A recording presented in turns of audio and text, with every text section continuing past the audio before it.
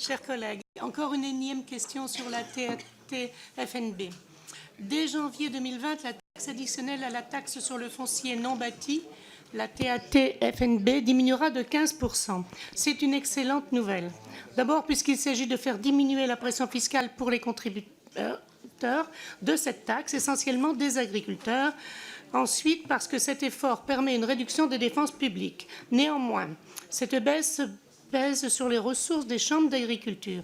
La TAT-FNB représente 42% de leur budget. La diminution prévue signifie 6% de réduction des ressources de leur réseau au niveau national.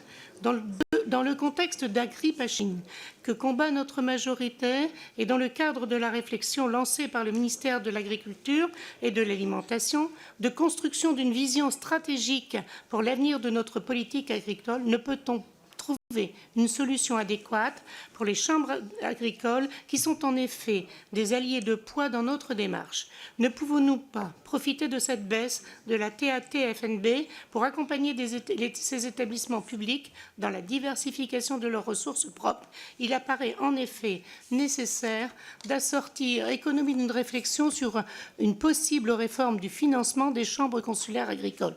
Une solution portée notamment par le président de la Chambre d'agriculture du Nord-Pas-de-Calais, pas forcément partagée au niveau national.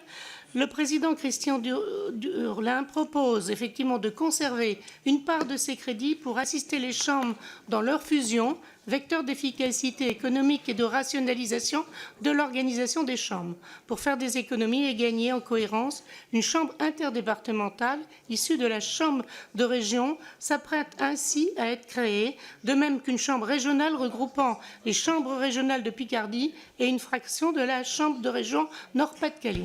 Je voudrais savoir, chers collègues, quel est votre sentiment sur cette analyse? Je vous remercie. Merci, Monsieur.